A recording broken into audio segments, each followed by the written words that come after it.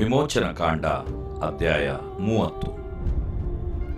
ಸುಗಂಧ ದ್ರವ್ಯಗಳಿಂದ ಧೂಪ ಹಾಕುವುದಕ್ಕೆ ಜಾಲಿ ಮರದ ಧೂಪವೇದಿಯನ್ನು ಮಾಡಿಸಬೇಕು. ಅದು 1 ಮೊಳ ಉದ್ದವಾಗಿಯೂ 1 ಮೊಳ ಅಗಲವಾಗಿಯೂ ಚಚ್ಚೌಕವಾಗಿರಬೇಕು. ಅದರ ಎತ್ತರವು 2 ಮೊಳವಾಗಿರಬೇಕು. ಅದರ ಕೊಂಬುಗಳು ಅದರೊಂದಿಗೆ ಏಕವಾಗಿರಬೇಕು. ಅದರ ಮೇಲ್ಭಾಗಕ್ಕೂ 4 ಪಕ್ಕಗಳಿಗೂ ಕೊಂಬುಗಳಿಗೂ ಚೊಕ್ಕ ಬಂಗಾರದ ತಗಡುಗಳನ್ನು ಹೊದಿಸಬೇಕು. ಸುತ್ತಲೂ ಚಿನ್ನದ ಗೋಟು ಕಟ್ಟಿಸಬೇಕು. ಅದರ ಕೆಳಗೆ ವೇದಿಯ 2 ಪಾರ್ಶ್ವಗಳಲ್ಲಿ 2 ಚಿನ್ನದ ಬಳೆಗಳನ್ನು ಮೂಲೆಗಳಲ್ಲಿಯೇ ಹಾಕಿಸಬೇಕು.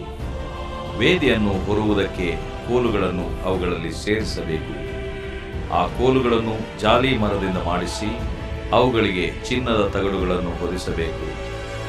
ಆಜ್ಞಾಶಾಸನಗಳ ಮಂಜೂಷದ ಮುಂದಣ ತೆರೆಗೆ ಎದುರಾಗಿ, ಅಂದರೆ ಆಜ್ಞಾಶಾಸನಗಳ ಮೇಲಿರುವಂಥ ಮತ್ತು ನಾನು ನಿನಗೆ ದರ್ಶನ ಕೊಡುವಂಥ ಕೃಪಾಸನದ ಮುಂದೆ ಅದನ್ನು ಇರಿಸಬೇಕು.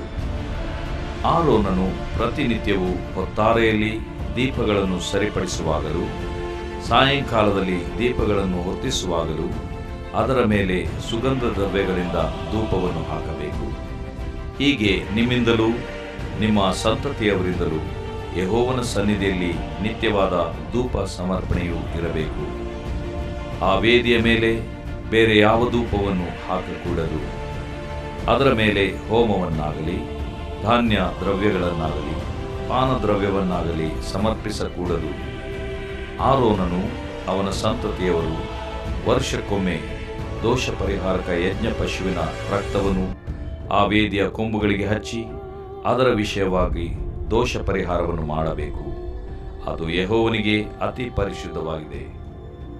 ಯೆಹೋವನು ಮೋಶೆಗೆ ಹೇಳಿದ್ದೇನೆಂದರೆ, ನೀನು ಕಾನೇಶ್ ಮಾರಿಯಾಗತಕ್ಕ ಇಸ್ರಾಯೇಲರನ್ನು ಲೆಕ್ಕಿಸುವಾಗ ಅವರೊಳಗೆ ವ್ಯಾಧಿ ಸಂಭವಿಸದಂತೆ ಪ್ರತಿಯೊಬ್ಬನು ತನ್ನ ಪ್ರಾಣಕ್ಕೆ ಈಡಾಗಿ ಯೆಹೋವನಿಗೆ ಕಪ್ಪವನ್ನು ಕೊಡಬೇಕು.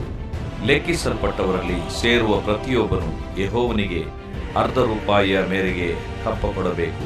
ದೇವರ ಸೇವೆಗೆ ನೇಮಕವಾದ 20 ಗೇರ ತೂಕದ ರೂಪಾಯಿಯ ಮೇರೆಗೆ ₹1/2 ಕಪ್ಪವಾಗಿ ಕೊಡಬೇಕು. ಲೆಕ್ಕಿಸಲ್ಪಟ್ಟವರಲ್ಲಿ ಸೇರಿದವರೊಳಗೆ 20 ವರ್ಷದವರು ಅದಕ್ಕೆ ಹೆಚ್ಚಿನ ವಯಸ್ಸುಳ್ಳವರು ಆ ಕಪ್ಪವನ್ನು ಯೆಹೋವನಿಗೆ ಕೊಡಬೇಕು.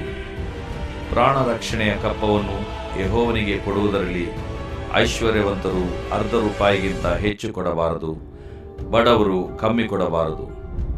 ನೀನು ಪ್ರಾಣರಕ್ಷಣೆಯ ಹಣವನ್ನು ಇಸ್ರಾಯೇಲ್ಯರಿಂದ ತೆಗೆದುಕೊಂಡು ದೇವದರ್ಶನದ ಗುಡಾರದ ಸೇವೆಗೆ ಉಪಯೋಗಿಸಬೇಕು. ಇಸ್ರಾಯೇಲರ ಪ್ರಾಣಗಳನ್ನು ಉಳಿಸಬೇಕೆಂಬುದಾಗಿ ಆ ಕಪ್ಪವು ಯೆಹೋವನ ಸನ್ನಿಧಿಯಲ್ಲಿ ಜ್ಞಾಪಕ ಕೊಡುವುದು.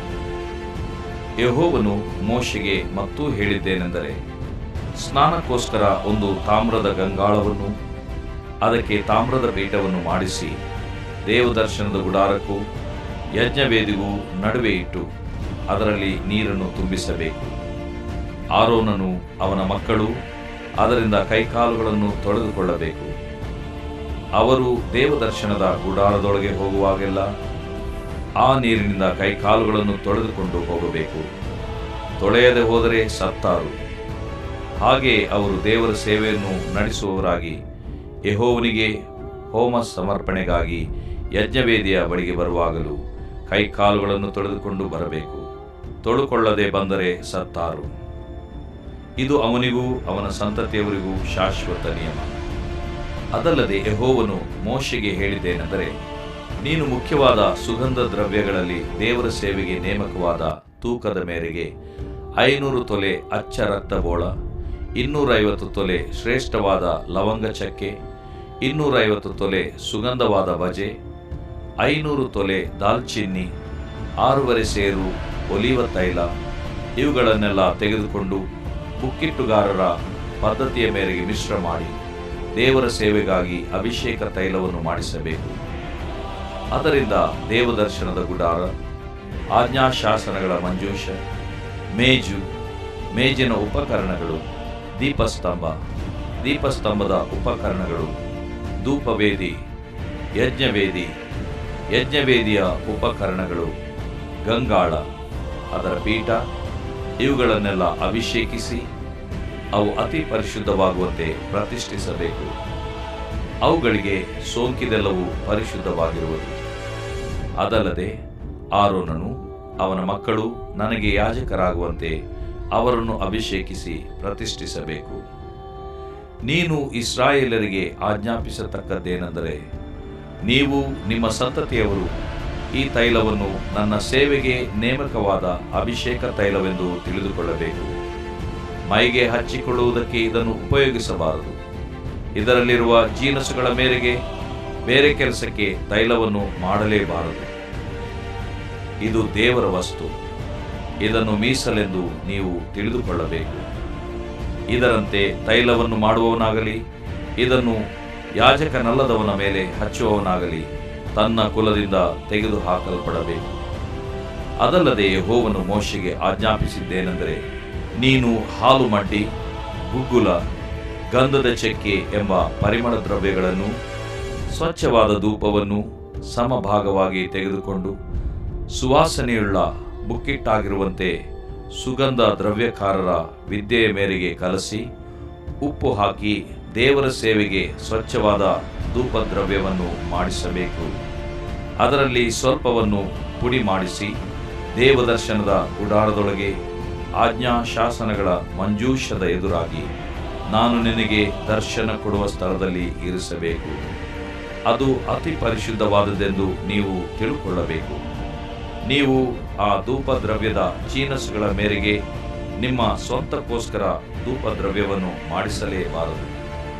ಅದು ಯೆಹೋವನ ಸೇವೆಗೆ ಮಾತ್ರ ಉಪಯೋಗಿಸಬೇಕಾದ ಮೀಸಲಾದ ಪದಾರ್ಥವೆಂದು ಭಾವಿಸಬೇಕು. ಸುವಾಸನೆಗೋಸ್ಕರ ಅಂಥದನ್ನು ಮಾಡಿಕೊಳ್ಳುವವನು ತನ್ನ ಕುಲದಿಂದ ತೆಗೆದುಹಾಕಲ್ಪಡಬೇಕು. ದೇವರು ಪ್ರೀತಿಸುವ ಪ್ರಿಯ ಬಿಗ್ ಜೆ ಟಿವಿ ವೀಕ್ಷಕರಿಗೆ ಸ್ವಾಗತ ಬಯಸ್ತೇವೆ. ಬನ್ನಿರಿ, ಇಂದಿನ ನಮ್ಮ ಅಧ್ಯಯನ ವಿಮೋಚನಾ ಕಾಂಡ 30ನೇ ಅಧ್ಯಾಯ, the book of Exodus chapter 30. 30ನೇ ಅಧ್ಯಾಯದಲ್ಲಿ ವಿಶೇಷವಾಗಿ 2 ಆರ್ಟಿಕಲ್ ಅಥವಾ 2 ಸಲಕರಣೆಗಳನ್ನು ದೇವರು ಹೈಲೈಟ್ ಮಾಡಿರುವಂಥದ್ದನ್ನು ನಾವು ನೋಡಿಕೊಳ್ತೇವೆ. ಒಂದು, ಧೂಪವೇದಿಯ ಬಗ್ಗೆ ಆತನು ಮಾತಾಡ್ತಾನೆ. Talks about the altar of incense. ನಾವು ಕನ್ಫ್ಯೂಸ್ ಮಾಡಿಕೊಡೋದು ಬೇಡ. ಯಾಕಂತ ಹೇಳಿದರೆ ಆಲ್ಟರ್ ಆಫ್ ಸ್ಯಾಕ್ರಿಫೈಸ್ ಬೇರೆ, ಯಜ್ಞವೇದಿ ಬೇರೆ. ಇದು ಬಂದು ಧೂಪವೇದಿ. It's an altar of incense, ಧೂಪ ಹಾಕ್ತಕ್ಕಂಥ ವೇದಿಯ ಬಗ್ಗೆ. ಮತ್ತು ಅದೇ ಸಂದರ್ಭದಲ್ಲಿ ಆತನು ಗಂಗಾಳದ ಬಗ್ಗೆ ಕೂಡ ಮಾತಾಡ್ತಾನೆ ರೀ. ಈ ಟಾಕ್ಸ್ ಅಬೌಟ್ ಲೇವರ್ ಆಲ್ಸೋ. ಈ 2 ಐಟಮ್ಸನ್ನು ದೇವರು 30ನೇ ಅಧ್ಯಾಯದಲ್ಲಿ ಹೇಳುವಾಗ ಅದರಲ್ಲಿ ಈ 2 ಆರ್ಟಿಕಲ್ಸ್ ನಡುವೆ, ಈ ಒಂದು 2 ಸಲಕರಣೆಗಳ ನಡುವೆ, ಅಂದರೆ ಧೂಪವೇದಿ, ಗಂಗಾಳ, the altar of incense and the laver, ಈ 2ರ ನಡುವೆ ಆತ್ಮರಕ್ಷಣೆಯ ಬಗ್ಗೆ ಅಥವಾ ಪ್ರಾಣ ರಕ್ಷಣೆಯ ಬಗ್ಗೆ, ಅಟೋನ್ಮೆಂಟ್ ಬಗ್ಗೆ ಕೂಡ ದೇವರು ಮಾತಾಡ್ತಾನೆ. 3 ವಿಷಯಗಳು 30ನೇ ಅಧ್ಯಾಯದಲ್ಲಿ ನಾವು ನೋಡ್ಬೋದು. 30ನೇ ಅಧ್ಯಾಯ 1ನೇ ವಚನದಲ್ಲಿ ದೇವರು ಜಾಲಿ ಮರದ ಧೂಪವೇದಿ, ಅಕೇಶಿಯನ್ ವುಡ್, ಜಾಲಿ ಮರ. ನಾನು ಆಗಾಗ ಗಮನಿಸಿದಂಥ ಒಂದು ಸಂಗತಿ ಏನಂದರೆ, ದೇವದರ್ಶನ ಗುಡಾರದಲ್ಲಿರ್ತಕ್ಕಂಥ ಬೇರೆ ಬೇರೆ ಆರ್ಟಿಕಲ್ಸ್, ಐಟಮ್ಸ್ ಅಥವಾ ಫರ್ನಿಚರ್ಸ್ ಅಂತ ಹೇಳ್ಬೋದು, ಈ ಉಪಕರಣಗಳು ಅಥವಾ ಸಲಕರಣೆಗಳು, ಈ ವಸ್ತುಗಳು, ದೇವದರ್ಶನ ಗುಡಾರದಲ್ಲಿ ಇರುವಂಥ ಬೇರೆ ಬೇರೆ ವಸ್ತುಗಳಲ್ಲಿ ಪ್ರತ್ಯೇಕವಾಗಿ ದೇವರು 2 ವಿಷಯವನ್ನು ಹೇಳುವಂಥದ್ದನ್ನು ನಾನು ಗಮನಿಸಿದ್ದೇನೆ. ಒಂದು ಜಾಲಿ ಮರ, ಇನ್ನೊಂದು ಬಂಗಾರದ ತಗಡು. ಅಕೇಶಿಯನ್ ವುಡ್ ಅದು ಭಾಳ ಕಡಿಮೆ ಬೆಲೆ. ಯಾಕಂದರೆ ಕೆಲವು ಕಡೆಗಳಲ್ಲಿ, ಬಳ್ಳಾರಿ ಅಂಥ ಕಡೆಗಳಲ್ಲಿ ನಾನು ನೋಡಿದ್ದೇನೆ, ಈ ಜಾಲಿ ಮರ ಅಲ್ಲಲ್ಲಿ ಬೆಳೆದು ಬಿಟ್ಟಿರ್ತದೆ ಭಾಳ ವೈಲ್ಡಾಗಿ. ಆದರೆ ಅದೇ ಸಂದರ್ಭದಲ್ಲಿ ಅದು ಭಾಳ ಸಾಮಾನ್ಯವಾದದ್ದಂತ ಹೇಳ್ಬೋದು. ಆದರೆ ಬಂಗಾರದ ತಗಡು ಅದು ವೆರಿ ಎಕ್ಸ್ಪೆನ್ಸಿವ್. ಯಾಕೆ ಈ 2 ಕಾಂಬಿನೇಷನ್? ಯಾಕಂತ ಹೇಳಿದರೆ, ಜಾಲಿ ಮರ ಬಂದು ಒಂದು ಸಾಮಾನ್ಯ ಮನುಷ್ಯನ ಕುರಿತಾಗಿರುವಂಥ ಒಂದು ಚಿತ್ರ. ಈ ಸಾಮಾನ್ಯ ಜಾಲಿ ಮರದಂಥ ಮನುಷ್ಯನು ಅವನು ದೇವರನ್ನು ಹೊಂದಿದವನಾಗಿದ್ದರೆ, ಬಂಗಾರದ ತಗಡನ್ನು ಹೊದಿಸಿದವನಾಗಿದ್ದರೆ ಏನಾಗಬಹುದು, ಏನಾಗ್ತಾನೆ ಎಂಬಂಥದ್ದನ್ನು ಸೂಚಿಸುವಂಥದ್ದು ಈ ಡಬಲ್ ಮೀನಿಂಗ್ ಕೊಡುವಂಥದ್ದು, ಎರಡೆರಡು ಅರ್ಥಗಳನ್ನು, ಆತ್ಮಿಕ ಒಳ ಅರ್ಥವನ್ನು ಕೊಡುವಂಥದ್ದು ಇದರಲ್ಲಿ ನಾವು ನೋಡ್ತೇವೆ. 30ನೇ ಅಧ್ಯಾಯದ 2ನೇ ವಚನದಲ್ಲಿ ನಾವು ನೋಡುವಾಗ ಇನ್ನೊಂದು ವಿಷಯ ನಾವು ಮರಿಬಾರ್ದದೇನೆಂದರೆ, ಜಾಲಿ ಮರದ ಸಾಮಾನ್ಯ ಮನುಷ್ಯನು ಆತನು ಬಂಗಾರದ ತಗಡಿಂದ ಹೊದಿಸಿದಾಗ, when is covered by the presence of God or God himself, ಅವನ ಪ್ರಾರ್ಥನೆ ಅದು ಕ್ವಾಲಿಟಿ ಪ್ರೇಯರ್ ಆಗಿಬಿಡ್ತದೆ ರೀ. ಸಾಮಾನ್ಯ ಮನುಷ್ಯನಾಗಿರ್ಬೋದು, ಆದರೂ ಕೂಡ ಅವನ ಪ್ರಾರ್ಥನೆ ಅದು ಗುಣಮಟ್ಟದ ಒಂದು ಪ್ರಾರ್ಥನೆ ಆಗಿಬಿಡ್ತದೆ. ಹೌದು, 2ನೇ ವಚನದಲ್ಲಿ 1 ಮೊಳ ಅಗಲವಾಗಿಯೂ ಚಚ್ಚೌಕಾಗಿಯೂ ಇರಬೇಕು, ಚೌಕಟ್ಟಾಗಿರಬೇಕು, ಚಚ್ಚೌಕಾಗಿರ್ಬೇಕಂತ ಹೇಳ್ಬಿಟ್ಟು, ಅಂದರೆ ಅದು ಸ್ಕ್ವಯರ್ ಆಗಿರ್ಬೇಕಂತ ಹೇಳ್ಬಿಟ್ಟು ಯಾರೊಬ್ಬ ದೇವ್ರ ಸೇವಕರು ಹೇಳಿದಂಥ ಮಾತು ನನಗೆ ನೆನಪಿಗೆ ಬರ್ತಾಯಿದೆ. ಅದೇನೆಂದರೆ, ಯಾಕೆ ಈ ರೀತಿಯಾಗಿ ಅದು ಚೌಕಾಗಿರಬೇಕು ಅಂತ ಹೇಳಿದಾಗ ಪರಲೋಕ ಕೂಡ ಚೌಕಾಗಿರ್ತದಂತ್ರಿ. Even the new Jerusalem is square. ಯಾಕಂತ ಹೇಳಿದರೆ ಸ್ಕ್ವಯರ್ ಬಗ್ಗೆ ನಾವು ನೋಡುವಾಗ ಎಲ್ಲ ಕಡೆ ಅದು ಈಕ್ವಲ್ ಆಗಿರ್ತದೆ. ನಮ್ಮ ಅಂತರಂಗದ ಜೀವನ ಹೊರಗಿನ ಜೀವನಕ್ಕೆ ಸಮಾನವಾಗಿರುವಂಥದ್ದೇ ಸ್ಕ್ವಯರ್ ಜೀವನ. ಸ್ಕ್ವಯರ್ ಜೀವನ ಅಂತ ಹೇಳಿದರೆ ನಮ್ಮ ಒಳಗಿನ ಜೀವನ ಏನಿರ್ತದೋ ಅದೇ ಹೊರಗಿನ ಜೀವನವಾಗಿರಬೇಕು. ಒಳಗೊಂದು ಹೊರಗೊಂದು ಆಗಿರಬಾರ್ದು, ಅದು ಸ್ಕ್ವಯರ್ ಆಗಲ್ಲ. ಆದ ಕಾರಣ ಪ್ರಾರ್ಥನೆ ಮಾಡುವಂಥ ವ್ಯಕ್ತಿ, ಧೂಪವೇದಿಯ ಅನುಭವ ಹೊಂದಿದ ವ್ಯಕ್ತಿ ಒಳಗಿನ ಜೀವನನೂ ಹೊರಗಿನ ಜೀವನನೂ ಸಮವಾಗಿದ್ದಾಗ ಅವಾಗೇನಾಗ್ತದೆ, ಆ ಗೋಲ್ಡ್ ಹೊಳಿತದೆ. God becomes visible, his weaknesses are covered. ಆ ಒಂದು ಜಾಲಿ ಮರದ ವೀಕ್ನೆಸ್ ಭಾಳ ರಫ್, ಅದು ಮುಳ್ಳಿರ್ತದೆ, ಅದೆಲ್ಲ ಕವರ್ ಆಗಿಬಿಟ್ಟಿರ್ತದೆ. ಬಂಗಾರದ ತಗಡು ಯೇಸು ಕ್ರಿಸ್ತನೆಂಬ ಆತನ ಕೃಪೆಯ ಹೊದಿಕೆಯಿಂದ ಆ ರೀತಿಯಾಗಿ ಆಗಿರ್ತದೆ ಎಂಬುದನ್ನು ನಾವು ನೋಡ್ಕೊಳ್ತಕ್ಕದ್ದು.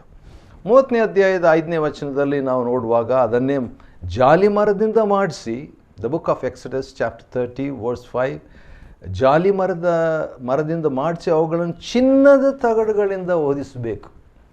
ಇದನ್ನು ನೋಡಿದಾಗ ನನಗೆ ಭಾಳ ಪವರ್ಫುಲ್ಲಾಗಿ, ಭಾಳ ಸೂಕ್ತವಾಗಿ, ಭಾಳ ಆಶ್ಚರ್ಯವಾಗಿ ನನಗೆ ಬಂದಂಥ ಒಂದು ಸಂಗತಿಯನ್ನು ನಿಮ್ಮ ಮುಂದೆ ಹಂಚಿಕೊಳ್ಳ ಬಯಸ್ತೇನೆ. ಅದೇನೆಂದರೆ, ಆದಿಕಾಂಡ 2ನೇ ಅಧ್ಯಾಯ 7ನೇ ವಚನ ನಾವು ತೆಗೆದುಕೊಳ್ಳುವಾಗ ದೇವರೇನು ಮಾಡ್ತಾನೆ, ಆದಾಮನನ್ನು ಮಣ್ಣನ್ನು ತಗೊಳ್ತಾನೆ.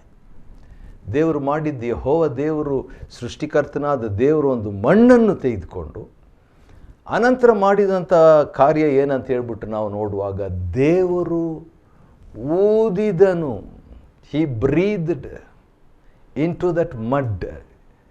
ಆ ಜಾಲಿ ಮರದಂಥ ಮಣ್ಣು ದೇವರ ಶ್ವಾಸ ಎಂಬಂಥ ಬಂಗಾರದ ತಗಡಿನಿಂದ ಹೊದಿಕೆ ಆದಾಗ ಅವನು ಜೀವ ಆತ್ಮ ಆದನು ಅಂತ ಹೇಳ್ಬಿಟ್ಟು. ಈಗ ಒಂದು ವಿಷಯ, ಭಾಳ ಕಾಲದಿಂದ ನಾನು ಇದ್ರ ಬಗ್ಗೆ ಯೋಚನೆ ಮಾಡಿರಲಿಲ್ಲ. ಅದು ಸಡನ್ನಾಗಿ ಇತ್ತೀಚೆಗೆ ನನಗೆ ಸಿಕ್ಕಿದಂಥ ಒಂದು ಪ್ರಕಟಣೆ. ಅದೇನಂತ ಹೇಳಿದ್ರೆ, ಯಾವಾಗ ಆ ಮಣ್ಣಿನೊಳಗೆ ದೇವರು ಊದಿದನು, something part of God became all of that man. ದೇವರು ಊದಿದ, ಆದರೆ ಮನುಷ್ಯನ ಒಳಗೆ ಆ ಉಸಿರು ಬಂತು. ಬಂದಾಗ ಏನಾಯಿತು, ಇದನ್ನೇ ಹೋದವಾರ ನಾನು ಕೇಳ್ತಾ ಇದ್ದೆ. ಬಂದಾಗ ದೇವರು ಊದಿದಾಗ ಆ ಮಣ್ಣಿಗೆ ಏನಾಯ್ತು ಅಂತ ಹೇಳಿದ್ರೆ ಜೀವಾತ್ಮ ಆದ ಅಂತ ಹೇಳಿದರು. ಆಮೇಲೆ ಅವನು ಬದುಕುವಂಥ ವ್ಯಕ್ತಿ ಆದ ಅಂತ ಹೇಳಿದರು. ಇವೆಲ್ಲ ಆಯಿತು. ಆದರೆ ಇನ್ನೊಂದು ಕೂಡ ಆಯಿತು, ಅದನ್ನು ನಾವು ಮರಿಬಾರ್ದು. ಅದೇನಂದರೆ ಯಾಜಕಕಾಂಡ 17:11, ಹೀ ಗಾಟ್ ಬ್ಲಡ್. ಆ ಮಣ್ಣಿಗೆ ರಕ್ತ ಬಂದುಬಿಡ್ತು. ದೇವರ ಉಸಿರು ಆ ಮನುಷ್ಯನೊಳಗೆ ಬಂತು. ದೇವರ ಶ್ವಾಸ, the spirit of God came inside that man. ಆಗ ಅವನು ಜೀವಂತ ವ್ಯಕ್ತಿ ಆದನು. ಈ ಒಂದು ಕಾರಣದಿಂದ ಯೇಸು ಕ್ರಿಸ್ತನು ಕೂಡ ತನ್ನ ರಕ್ತವನ್ನು ನಮಗೋಸ್ಕರವಾಗಿ ಕೊಡಬೇಕಾಯಿತು. ಸರಿ, ಇದನ್ನೆಲ್ಲ ಯಾವ್ಯಾವ ಕಡೆ ಇಡಬೇಕೆಂಬುದಾಗಿ ದೇವರು ಹೇಳಿಬಿಟ್ಟು 6ನೇ ವಚನದಲ್ಲಿ, ಕೃಪಾಸನದ ಮುಂದೆ ಅದನ್ನು ಇಡಬೇಕು. Keep it right in front of the mercy seat. ಕೃಪಾಸನ, ಕನ್ನಡದಲ್ಲಿ ಕೃಪಾಸನ ಅಂತಿದೆ, ಇಂಗ್ಲೀಷ್ನಲ್ಲಿ ಮರ್ಸಿ ಸೀಟ್ ಅಂತಿದೆ. ಆ ಪ್ರಕಾರ ನಾವು ನೋಡಬೇಕಾದ್ರೆ ಅದು ಕರುಣಾಸನ ಅನ್ನುವಂಥದ್ದು ಸೂಕ್ತವಾಗಿರಬೇಕು. ಕರುಣೆ ನಮಗೆ ಬೇಕು. ಆ ಜಾಲಿ ಮರದಂಥ ಒಂದು ಮರ ಮನುಷ್ಯನ ಬಲಹೀನತೆ, ಅದೇ ಸಂದರ್ಭದಲ್ಲಿ ದೇವರ ಚಿನ್ನದ ತಗಡು ಹೊದಿಸಲ್ಪಟ್ಟಾಗ ಕೆಲವು ಸಾರಿ ಎರಡಕ್ಕೂ ಕಾನ್ಫ್ಲಿಕ್ಟ್, ಎರಡು ಆಪೋಸಿಟ್, ದೇವರ ಸ್ವಭಾವ ಮನುಷ್ಯನ ಮಾಂಸ. ಇಂಥ ಸನ್ನಿವೇಶದಲ್ಲಿ ನಮಗೆ ದೇವರ ಕರುಣೆ ಬೇಕೇ ಬೇಕು. ಆರೋನನ್ನು ಪ್ರತಿನಿತ್ಯವೂ ಹೊತ್ತಾರೆಯಲ್ಲಿ ಎವ್ರಿ ಮಾರ್ನಿಂಗ್, ಪ್ರತಿ ಬೆಳಗ್ಗೆ 7ನೇ ವಚನ 30ನೇ ಅಧ್ಯಾಯದ 7ನೇ ವಚನ ವಿಮೋಚನ ಕಾಂಡ ಏನು ಮಾಡಬೇಕು? ದೀಪಗಳನ್ನು ಸರಿಪಡಿಸಬೇಕು. You should repair or set right the lamp. ಸಾಯಂಕಾಲದಲ್ಲಿ ಕೂಡ ದೀಪಗಳನ್ನು ಸರಿಪಡಿಸಬೇಕು ಅಂತ ಹೇಳ್ಬಿಟ್ಟು ಪ್ರತಿನಿತ್ಯ ಆ ರೀತಿಯಾಗಿ ಮಾಡಿದ ಮೇಲೆ ಅದರ ಮೇಲೆ ಧೂಪವನ್ನು ಹಾಕಬೇಕು. ಹೌದು, ಪವಿತ್ರಾತ್ಮನೆಂಬ ದೀಪ, ದೇವರ ವಾಕ್ಯವೆಂಬ ಬೆಳಕು ನಮ್ಮಲ್ಲಿ ಬರುವಾಗ ನಮ್ಮ ಪ್ರೇಯರ್ ಲೈಫ್ ಇನ್ನೂ ಕ್ವಾಲಿಟಿ ಲೈಫ್ ಆಗಿ ಅದು ಸೂಕ್ತವಾಗಿ ಕ್ರಮಬದ್ಧವಾಗಿ ದೇವರಿಗೆ ಮೆಚ್ಚುಗೆಯಾಗಿ ಇರುವಂಥದ್ದಾಗಿದೆ. ಮತ್ತು ಯೆಹೋವನ ಸನ್ನಿಧಿಯಲ್ಲಿ ನಿತ್ಯವಾದ ಧೂಪ ಸಮರ್ಪಣೆಯನ್ನು ಮಾಡಬೇಕು ಎಂಬುದಾಗಿ. ಈ ಪ್ರಾರ್ಥನೆಯ ಸೇವೆ, ಪ್ರಾರ್ಥನೆಯ ಜೀವನ ಭಾಳ ಅಮೂಲ್ಯವಾದ ಜೀವನ ಯೇಸು ಕ್ರಿಸ್ತನಿಗೆ. ಅದಕ್ಕೆ ಆತನು 3.5 ವರ್ಷ ಮಾತ್ರ ಪ್ರಸಂಗದ ಸೇವೆ ಇತ್ಯಾದಿ ಮಾಡಿದ್ರು. ಈಗ 2000 ವರ್ಷಗಳಿಂದ ಆತನು ವಿಜ್ಞಾಪನೆಯ ದ ಮಿನಿಸ್ಟ್ರಿ ಆಫ್ ಇಂಟರ್ಸೆಷನ್ ಮಾಡ್ತಾ ಇರುವಂಥದ್ದು ಅದರಿಂದ ನಮಗೆ ಗೊತ್ತಾಗ್ತದೆ. 9ನೇ ವಚನದಲ್ಲಿ ಒಂದು ವಾರ್ನಿಂಗ್. ಈ ರೀತಿಯಾಗಿ ಪ್ರೇಯರ್ ಮಿನಿಸ್ಟ್ರಿ ಮಾಡುವಾಗ, ಈ ಧೂಪವೇದಿಯ ಸೇವೆ ಮಾಡುವಾಗ, ಆಲ್ಟರ್ ಆಫ್ ಇನ್ಸೆನ್ಸ್ ಮಿನಿಸ್ಟ್ರಿ ನಾವು ಮಾಡುವಾಗ ಏನಾಗಬೇಕು? ದೇವರು ಹೇಳುವಂಥದ್ದು, ಆ ವೇದಿಯ ಮೇಲೆ, ವಿಮೋಚನ ಕಾಂಡ 39, ಎಕ್ಸಡಸ್ 30 and verse 9, ಆ ವೇದಿಯ ಮೇಲೆ ಬೇರೆ ಯಾವ ಧೂಪವನ್ನು ಹಾಕಕೂಡದು. Do not put any other incense. ದೇವರು ಹೇಳಿದ್ದನ್ನು ಹಾಕಬೇಕು, ಬೇರೆ ಪ್ರೇಯರ್ ಮಾಡಬಾರ್ದು, ಬೇರೆ ವಿಷಯಗಳನ್ನು ಹೇಳಲಿಕ್ಕೆ ಹೋಗಬಾರ್ದು. ಪ್ರೇಯರ್ನಲ್ಲಿ ಭಾಳ ಪ್ರಾಮುಖ್ಯ. ಇಂಥ ಒಂದು ಸನ್ನಿವೇಶದಲ್ಲಿ ಏನಾಯಿತು? ನಾದಾಬ್, ಅಬಿಹು ಎಂಬಂಥ 2 ಮಕ್ಕಳು, ಆರೋನ್ನ ಮಕ್ಕಳು, ದೇವರು ಆಜ್ಞಾಪಿಸದಂಥ ಒಂದು ಸ್ಟ್ರೇಂಜ್ ಫೈರನ್ನು, ಬೇರೆ ಇನ್ಸೆನ್ಸನ್ನು ಅವರು ಹಾಕಿದರು. ಆವಾಗ ಏನಾಯಿತು? ದೇವರ ಸನ್ನಿಧಾನದಿಂದ ಬೆಂಕಿ ಬಂದು 2 ಸತ್ತು ಹೋದರು. ದೇ ಡಿಡ್ ಎನಿ ಗ್ರೀವಿಯಸ್ ಸಿನ್, ದೊಡ್ಡ ಪಾಪ ಏನು ಮಾಡಲಿಲ್ಲ. ಅವರೇನು ಮಾಡಿದರು? ಬೇರೆ ಬೆಂಕಿ ಹಾಕ್ಲಿಕ್ಕೆ ಹೋದರು, ಬೇರೆ ಧೂಪ ಹಾಕ್ಲಿಕ್ಕೆ ಹೋದರು, ಅನ್ಯ ಬೆಂಕಿಯನ್ನು, something which god did not tell. ಅದನ್ನು ನಾವು ಪ್ರೇಯರ್ ಮಿನಿಸ್ಟ್ರಿಯಲ್ಲಿ ತಪ್ಪು ಮಾಡಲಿಕ್ಕೆ ಸಾಧ್ಯತೆ. ಅದಕ್ಕೆ ಪವಿತ್ರಾತ್ಮನ ಸಹಾಯದಿಂದ ಪ್ರೇಯರ್ ಮಾಡಬೇಕು. ಪೌಲನ ಒಂದು ಮಾತು ರೋಮ 8ರಲ್ಲಿ ಹೇಳಿದ್ದು ನನಗೆ ಭಾಳ ಇಷ್ಟ. 26ರಿಂದ ಇರುವಂಥ ವಾಕ್ಯದಲ್ಲಿ ಆತನು ಹೇಳ್ತಾನೆ, ನಾವು ಯಾವ ರೀತಿಯಾಗಿ ಪ್ರೇಯರ್ ಮಾಡಬೇಕು ಆ ರೀತಿಯಾಗಿ ನಮಗೆ ಗೊತ್ತಿಲ್ಲ. ನಮಗಂದ್ರೆ ಯಾರು? ಪೌಲನಿಗೆ. ಪೌಲನಿಗೆ ನೀವು ಒಂದು ಮೈಕ್ ಇಟ್ಕೊಂಡು, ಪೌಲನೇ ನೀನು ಪ್ರೇಯರ್ ಮಾಡಲಿಕ್ಕೆ ಗೊತ್ತಾ? ನನಗೆ ಗೊತ್ತಿಲ್ಲ. ನಾವಾದರೆ ಏನು ಹೇಳ್ತಿದ್ದೆ? ಓ ಗೊತ್ತು ನನಗೆ ಅಂತ. ಆದರೆ ಪೌಲನು ತಕ್ಕ ಪ್ರಕಾರ ಹೇಗೆ ಬೇಡ್ಕೋಬೇಕು ನಮಗೆ ಗೊತ್ತಿಲ್ಲ. ಆದುದರಿಂದ ಮಾತಿಲ್ಲದ ನರಳಾಟದಿಂದ ಪವಿತ್ರಾತ್ಮನೇ ನಮಗೆ ಆತನು ಸಹಾಯ ಮಾಡ್ತಾನಂತೆ. ಹೌದು, ಪವಿತ್ರಾತ್ಮನ ಸಹಾಯದಿಂದ ಮಾಡುವಂಥ ಪ್ರಾರ್ಥನೆ ಕುರಿತಾಗಿ ಆರೋನ್ ಮತ್ತು ಅವನ ಸಂತತಿಯವರು ಇದನ್ನು ಮಾಡಬೇಕು. ಮತ್ತು ವರ್ಷಕ್ಕೊಮ್ಮೆ ಹಳೆ ಒಡಂಬಡಿಕೆಯಲ್ಲಿ ಆ ರೀತಿಯಾಗಿ ಮಾಡ್ತಿದ್ರು. ಮತ್ತು ರಕ್ತವನ್ನು ಆ ವೇದಿಕೆಯ ಕೊಂಬುಗಳಿಗೆ ಹಚ್ಚಿ ಅದರ ವಿಷಯವಾಗಿ ದೋಷ ಪರಿಹಾರವನ್ನು ಮಾಡಬೇಕು. ಅದು ಯೆಹೋವನಿಗೆ ಅತಿ ಪರಿಶುದ್ಧವಾಗಿದೆ. ಅಂಥ ಒಂದು ಪ್ರೇಯರ್ ದೇವರಿಗೆ ಭಾಳ ಇಷ್ಟ. ಸರಿ, 11ನೇ ವಚನದಿಂದ ವಿಮೋಚನ ಕಾಂಡ 16ನೇ ವಚನದವರೆಗೆ ಸಬ್ಜೆಕ್ಟ್ ಚೇಂಜ್ ಆಗ್ತದೆ, ಬೇರೆ ವಿಷಯ ಬಂದಿದೆ. ಅದೇನಂತ ಹೇಳಿದ್ರೆ, ಇಸ್ರಾಯೇಲ್ರೆಲ್ಲರೂ ಪ್ರಾಣ ರಕ್ಷಣೆಗಾಗಿ ಕೊಡಬೇಕಾದ ಕಪ್ಪವನ್ನು ಅಥವಾ ರ್ಯಾನ್ಸಮ್ ಫಾರ್ ಅಟೋನ್ಮೆಂಟ್ ಎಂಬುದನ್ನು ದೇವರು ಹೇಳ್ತಾರೆ. ಪ್ರೇಯರ್ ಮಾಡ್ತೀರಿ ಒಳ್ಳೆಯದು, ಆದರೆ ಅದೇ ಸಂದರ್ಭದಲ್ಲಿ ಈ ಅಟೋನ್ಮೆಂಟ್ ನೆನಪಿರಲಿ, ಶುದ್ಧತ್ವ ನಿಮ್ಮ ಶುದ್ಧಿ ಅಲ್ಲ, ದೇವ್ರು ಶುದ್ಧ ಮಾಡಿದ ಶುದ್ಧತ್ವದಿಂದ ನೀವು ಸೇವೆ ಮಾಡಬೇಕಂತ. 11ನೇ ವಚನ, ಯೆಹೋವನು ಮೋಶೆಗೆ ಹೇಳಿದ್ದೇನೆಂದರೆ, the Lord said to Moses, the lord spoke to Moses. ಯೆಹೋವನು ಮೋಶೆಗೆ. ಈ ಒಂದು ಮಾತು ಎಷ್ಟು ಸಾರಿ ಬೈಬಲ್ನಲ್ಲಿ ಬರ್ತದೆ ಅಂತ ಹೇಳ್ಬಿಟ್ಟು ಲಾರ್ಕಿನ್ ಕ್ಲಾರೆನ್ಸ್ ಎಂಬಂಥ ದೇವರ ಸೇವಕರು ಲೆಕ್ಕ ಹಾಕಿ ಹೇಳಿದ್ದಾರೆ. ಅದರ ಒಂದು ಮಾಹಿತಿ ನಿಮಗೆ ನಾನು ಕೊಡ್ತೀನಿ. 560 ಸಾರಿ, 560 times in the first 5 books of Moses, ಮೋಶೆಯ ಪಂಚಗ್ರಂಥಗಳಲ್ಲಿ ಮಾತ್ರ 560 ಸಾರಿ ದೇವರು ಮಾತಾಡಿದರು, ಕರ್ತನು ಮಾತಾಡಿದನೆ ಮತ್ತು ಮಾತು ಬರ್ತದೆ. ಆದರೆ ಚರಿತ್ರೆಯ ಪುಸ್ತಕದಲ್ಲಿ ಅದೆಷ್ಟು ಸಾರಿ ಬರ್ತದೆ ಅಂತ ನೋಡುವಾಗ 300 ಸಾರಿ ಬರ್ತದೆ, 300 times in the historical books. ಮತ್ತು ಪ್ರವಾದಿಗಳ ಗ್ರಂಥಗಳಲ್ಲಿ, ಪ್ರಾಫಿಟಿಕಲ್ ಬುಕ್ಸ್ನಲ್ಲಿ ಎಷ್ಟು ಸಾರಿ ಬರ್ಬೋದು? 1200 ಟೈಮ್ಸ್, 1200 ಸಾರಿ ಬರ್ತದೆ ರೀ. ಮಲಾಕಿಯಲ್ಲಿ ಮಾತ್ರ 24 ಸಾರಿ ಬರ್ತದೆ. ಆಲ್ ಟುಗೆದರ್ ಎಷ್ಟು ಸಾರಿ ಕರ್ತನು ಮಾತಾಡಿದ್ದನ್ನು ದ ಲಾರ್ಡ್ ಸ್ಪೋಕ್ ಎಂಬಂಥ ಮಾತು ಬರ್ತದೆ ಅಂತ ಹೇಳ್ಬಿಟ್ಟು ನೋಡುವಾಗ ಓವರ್ 2000 ಟೈಮ್ಸ್ ಅಥವಾ 2084 ಟೈಮ್ಸ್, 2084 ಸಾರಿ ಕರ್ತನು ಮಾತಾಡಿದನು, the lord spoke, the lord spoke, the lord spoke ಅಂತ ಹೇಳ್ಬಿಟ್ಟು ಬೈಬಲ್ ತುಂಬ ದೇವರು ಮಾತಾಡಿದ್ದೇ ಇದೆ. Wow, God is interested in connecting with people. ದೇವರ ಜೊತೆ, ದೇವರು ಮನುಷ್ಯರೊಂದಿಗೆ ಸಂಬಂಧ ಇಟ್ಕೊಳ್ಬೇಕು, ಅವರೊಂದಿಗೆ ಇಂಟ್ರ್ಯಾಕ್ಟ್ ಮಾಡಬೇಕು, ಅವರ ಕಷ್ಟ ಸುಖದಲ್ಲಿ ಆತನ ಪಾಲುಗಾರರಾಗಬೇಕು, ಹೆಲ್ಪ್ ಮಾಡಬೇಕು, ಸಹಾಯ ಮಾಡಬೇಕು, ತಿಳ್ಕೊಳ್ಬೇಕು, ವಿಚಾರಿಸಬೇಕು, ಆಶೀರ್ವದಿಸಬೇಕು, ಅಭಿಷೇಕಿಸಬೇಕು ಎಂದೆಲ್ಲ ದೇವರು ಇಷ್ಟಪಡುವ ಆತನಾಗಿದ್ದಾನೆ ರೀ. 15ನೇ ವಚನದಲ್ಲಿ ಭಾಳ ವಿಚಿತ್ರವಾದಂಥ ಒಂದು ಮಾತು, ಅದೇನೆಂದರೆ ವಿಮೋಚನ ಕಾಂಡ 30:15, ಪ್ರಾಣ ರಕ್ಷಣೆಯ ಕಪ್ಪವನ್ನು ಯೆಹೋವನಿಗೆ ಕೊಡುವುದರಲ್ಲಿ ಐಶ್ವರ್ಯವಂತರು $10 ಹೆಚ್ಚು ಕೊಡಬಾರ್ದು, ಬಡವರು ಕಮ್ಮಿ ಕೊಡಬಾರ್ದು. ನಾನು ಶ್ರೀಮಂತ ಹೇಳ್ಬಿಟ್ಟು ಜಾಸ್ತಿ ಕೊಡ್ತೀನಿ ಬೇಡ, ದೇವ್ರು ಹೇಳ್ತಾರೆ ನಾನು ಹೇಳಿದಾಗ ನೀವು ಮಾಡಿರಿ.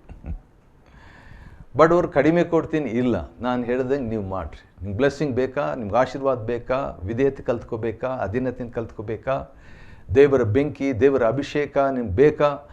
ಹಾಗಾದರೆ ದೇವರು ಹೇಳಿದ ಹಾಗೆ ಕರ್ತನು ಹೇಳಿದ ಹಾಗೆ ಸೃಷ್ಟಿಗಳು ಮಾಡುವಂಥದ್ದು ಭಾಳ ಒಳ್ಳೆಯದು. 30ನೇ ಅಧ್ಯಾಯ ವಿಮೋಚನ ಕಾಂಡ 17ರಿಂದ 38 ವಚನಗಳವರೆಗೆ ಇರುವಂಥ ವಾಕ್ಯ ಭಾಗಗಳಲ್ಲಿ ನಾವು ಗಂಗಾಳದ ಬಗ್ಗೆ ನಾವು ನೋಡ್ತೀವಿ ರೀ. ಗಂಗಾಳ, ದ ಲೇವರ್. ಗಂಗಾಳ ಅನ್ನುವಂಥ ದೊಡ್ಡ ಪಾತ್ರೆ, ಅದು ತಾಮ್ರದಿಂದ, brazen laver, brass, made out of brass. ಆದ್ದರಿಂದ ಅದರಲ್ಲಿ ನೀರು ಹಾಕುವಂಥದ್ದು ಯಾವುದಕ್ಕೆ ಸಂಕೇತ ಅಂತ ಹೇಳಿದ್ರೆ, ನಮ್ಮನ್ನು ತೊಳ್ಕೊಳ್ಳುವುದಕ್ಕೆ. ದೇವರ ವಾಕ್ಯ ಎಂಬ ನೀರು, ಗಂಗಾಳ ಪಾತ್ರೆಯ ಅನುಭವ ನಮಗೆ ಬೇಕು. ಪ್ರೇಯರ್ ಮಾಡೋ ಮುಂಚೆ, ಮಾಡಿದ ಮೇಲೆ ಕೂಡ ಕೆಲವು ಸಾರಿ ನಾವು ಪ್ರೇಯರ್ನಲ್ಲಿ ಏನಾದರೂ ಮಿಸ್ಟೇಕ್ ಮಾಡಿದ್ವಿ ಅಂತ ದೇವರ ವಾಕ್ಯವೆಂಬ ಆ ನೀರಿಂದ, ಗಂಗಾಳ ಪಾತ್ರೆಯಿಂದ ನಮ್ಮನ್ನು ತೊಳೆದುಕೊಳ್ಬೇಕು. ದೇವರು ಹೇಳ್ತಾರೆ, ನೀವು ಕೈಕಾಲುಗಳನ್ನು ಅದರಿಂದ ತೊಳೆದುಕೊಳ್ಳಬೇಕು. ಆ ನೀರಿನಿಂದ ಕೈಕಾಲುಗಳನ್ನು ತೊಳೆದುಕೊಂಡು ಹೋಗಬೇಕು. ತೊಳೆಯದೇ ಹೋದರೆ ಒಂದು ವಾರ್ನಿಂಗ್.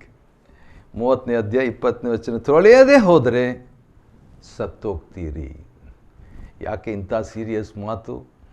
ಸ್ವಲ್ಪ ಅಪವಿತ್ರ ಇಟ್ಕೊಂಡು ಪ್ರೇಯರ್ ಮಾಡ್ಬೋದಲ್ಲ? ದೇವರು ಹೇಳ್ತಾರೆ ಇಲ್ಲ. ಓಲ್ಡ್ ಟೆಸ್ಟ್ಮೆಂಟ್ನಲ್ಲಿ, ಹಳೆ ಒಡಂಬಡಿಕೆಯಲ್ಲಿ, ಧರ್ಮಶಾಸ್ತ್ರದಲ್ಲಿ ನೀವು ಕೈಕಾಲು ತೊಳ್ಕೊಳ್ಳೇಬೇಕು. ಶುಚಿ, ದೇವರು ಹೇಳಿದಂತೆ ಮಾಡಬೇಕು. ತೊಳ್ಕೊಳ್ಳೋದೇ ಹೋದರೆ ಮತ್ತೆ ರಿಪಿಟೇಷನ್ 21ನೇ ವಚನದಲ್ಲಿ, death. No cleanliness is equal to death, ಅಥವಾ ಅನ್ಕ್ಲೀನ್ಲಿನೆಸ್, ಅಶುದ್ಧತ್ವ ಮರಣ ಎಂಬುದಾಗಿ. ಹಾಗಾದರೆ ಅದನ್ನೇ ನಾವು ಪಾಸಿಟಿವ್ ಆಗಿ ನೋಡೋಣ. ಶುದ್ಧತ್ವ ಇದ್ದರೆ ಜೀವ, ಶುದ್ಧರಾಗಿ ಜೀವಿಸಬೇಕಂತ ದೇವರು ಇಷ್ಟಪಡ್ತಾನೆ. ಅದನ್ನು ಮಾತಾಡ್ತಾ ಅದು ಹೇಗೆ ನಮ್ಗೆ ಕಷ್ಟ ಆಗ್ಬೋದಾ ಅಲ್ಲ ಅಂತ ಹೇಳುವಾಗ ದೇವರು 24ನೇ ವಚನದಿಂದ ಅದನ್ನು ನಿಮ್ಮ ಶಕ್ತಿಯಿಂದ, ನಿಮ್ಮ ಭಕ್ತಿಯಿಂದ ಅಲ್ಲ, ಆಯಿಲ್, ಅನಾಯಿಂಟಿಂಗ್ ಆಯಿಲ್ನಿಂದ ಅದು ಸಾಧ್ಯ. ಅಂದರೆ ಪವಿತ್ರ ಆತ್ಮನಿಂದ ಈ ಒಂದು ಶುಚಿ ಮಾಡುವಂಥದ್ದನ್ನು ಮಾಡಿಕೊಡ್ರಿ, ಥ್ರೂ ದ ಹೋಲಿ ಸ್ಪಿರಿಟ್. ಆಶ್ಚರ್ಯ ಏನಂದರೆ 25ನೇ ವಚನದಿಂದ ಇರುವಂಥ ಪ್ರತಿಯೊಂದು articles, every article in the tabernacle God wants to be anointed. Prayer anoint ಮಾಡಬೇಕು, ಯಜ್ಞವೇದಿ ಅನಾಯಿಂಟ್ ಮಾಡಬೇಕು, ಧೂಪವೇದಿ ಅದನ್ನು ಅನಾಯಿಂಟ್ ಆಗಿರಬೇಕು, ಮೇಜು ಫೆಲೋಶಿಪ್ ಟೇಬಲ್ ಅದನ್ನು ಅನಾಯಿಂಟ್ ಆಗಿರಬೇಕು, ರೊಟ್ಟಿ ದ ವರ್ಡ್ ಆಫ್ ಗಾಡ್ ಅದನ್ನು ಅನಾಯಿಂಟ್ ಆಗಿರಬೇಕು, ಆ ತೆರೆ ಅದು ಅನಾಯಿಂಟ್ ಆಗಿರಬೇಕು. ಎಲ್ಲವೂ every aspect, every article in the tabernacle, ದೇವದರ್ಶನ ಗುಡಾರ ಎಂಬಂಥ ದೇವ್ರ ಜೊತೆಗೆ ಸಂಬಂಧ ಇಟ್ಕೊಳ್ಳುವಂಥ ಪ್ರತಿ ಆ್ಯಂಗಲ್ನಲ್ಲಿ, ಪ್ರತಿ ಹಂತದಲ್ಲಿ, ಪ್ರತಿ ಲೆವೆಲ್ನಲ್ಲಿ ಅನಾಯಿಂಟಿಂಗ್ ಅನಾಯಿಂಟಿಂಗ್ ಅನಾಯಿಂಟಿಂಗ್ ಅಭಿಷೇಕ ಇರಬೇಕು ಎಂಬಂಥದ್ದನ್ನು ದೇವರು ಹೇಳ್ತಾರೆ. ಇದು ದೇವರ ವಸ್ತು, ಆದ ಕಾರಣ ಆ ರೀತಿಯಾಗಿ ಯಾರು ಮಾಡೋದಿಲ್ವೋ ಅಂಥವ್ರಿಗೆ ದೇವರು ಹೇಳ್ತಾರೆ ಕುಲದಿಂದ ತೆಗೆದು ಹಾಕಬೇಕು. ಹಾಕಬಾರ್ದಂದರೆ ಉಪ್ಪಿನ ಬಗ್ಗೆ ದೇವರು 35ನೇ ವಚನದ ಹೇಳ್ತಾರೆ, salt talks about covenant. Anointing and covenant goes together. ಒಡಂಬಡಿಕೆ ಅಭಿಷೇಕ ಒಟ್ಟಾಗಿ ಹೋಗ್ತದೆ. ಮತ್ತು ಆ ರೀತಿಯಾಗಿ ದೇವರನ್ನು ನಾವು ಗೌರವಿಸುವಂತೆ ದೇವರು ನಮಗೆ ಸಹಾಯ ಮಾಡಲಿ. ದೇವರು ನಿಮ್ಮನ್ನು ಆಶೀರ್ವದಿಸಲಿ.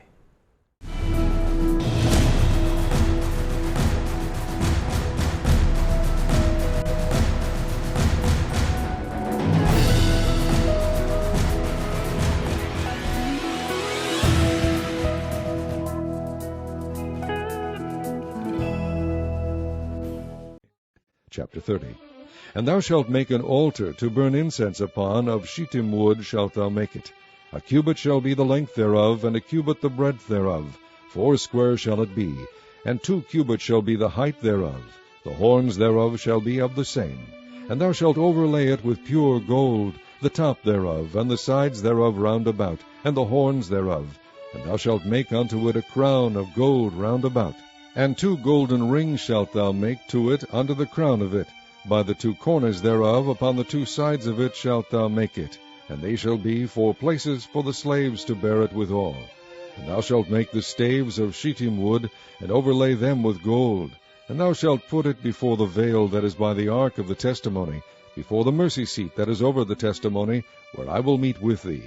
And Aaron shall burn thereon sweet incense every morning when he dresseth the lamps. He shall burn incense upon it. And when Aaron lighteth the lamps at even, he shall burn incense upon it, a perpetual incense before the Lord throughout your generations. Ye shall offer no strange incense thereon, nor burnt sacrifice, nor meat offering, neither shall ye pour drink offering thereon. And Aaron shall make an atonement upon the horns of it once in a year with the blood of the sin offering of atonements. Once in the year shall he make atonement upon it throughout your generations. It is most holy unto the Lord. And the Lord spake unto Moses, saying, When thou takest the sum of the children of Israel after their number, then shall they give every man a ransom for his soul unto the Lord, when thou numberest them, that there be no plague among them when thou numberest them. This they shall give, every one that passeth among them that are numbered, half a shekel after the shekel of the sanctuary. A shekel is 20 gerahs, and half shekel shall be the offering of the Lord. Every one that passeth among them that are numbered, from 20 years old and above, shall give an offering unto the Lord. The rich shall not give more, and the poor shall not give less than half a shekel, when they give an offering unto the Lord, to make an atonement for your souls. And thou shalt take the atonement money of the children of Israel, and shall appoint it for the service of the tabernacle of the congregation, that it may be a memorial unto the children of Israel before the Lord, to make an atonement for your souls. And the Lord spake unto Moses, saying, Thou shalt also make a laver of brass, and his foot also of brass, to wash withal. And thou shalt put it between the tabernacle of the congregation and the altar, and thou shalt put water therein. For Aaron and his sons shall wash their hands and their feet thereat. When they go into the tabernacle of the congregation, they shall wash with water, that they die not. And when they come near to the altar to minister, to burn offering made by fire unto the Lord, so they shall wash their hands and their feet, that they die not. And it shall be a statute forever to them, even to him and to his seed throughout their generations.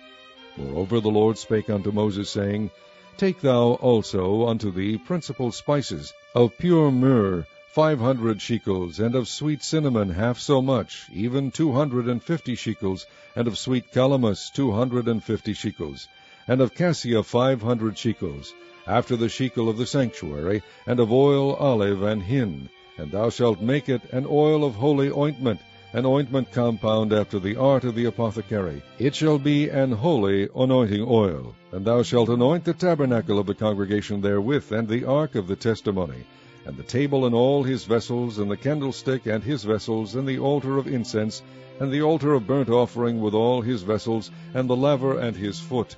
And thou shalt sanctify them, that they may be most holy. Whatsoever toucheth them shall be holy. And thou shalt anoint Aaron and his sons, and consecrate them, that they may minister unto me in the priest's office. And thou shalt speak unto the children of Israel, saying, This shall be an holy anointing oil unto me throughout your generations.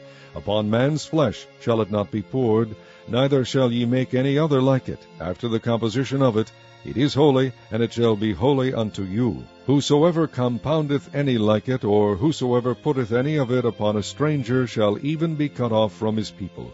And the Lord said unto Moses, Take unto the sweet spices, stacte, and onycha, and galbanum, these sweet spices with pure frankincense, of each shall there be a like weight. And thou shalt make it a perfume, a confection after the art of the apothecary, tempered together, pure and holy. And thou shalt beat some of it very small, and put of it before the testimony in the tabernacle of the congregation, where I will meet with thee. It shall be unto you most holy. And as for the perfume which thou shalt make, ye shall not make to yourselves according to the composition thereof. It shall be unto thee holy for the Lord. Whosoever shall make like unto that, to smell thereto, shall even be cut off from his people.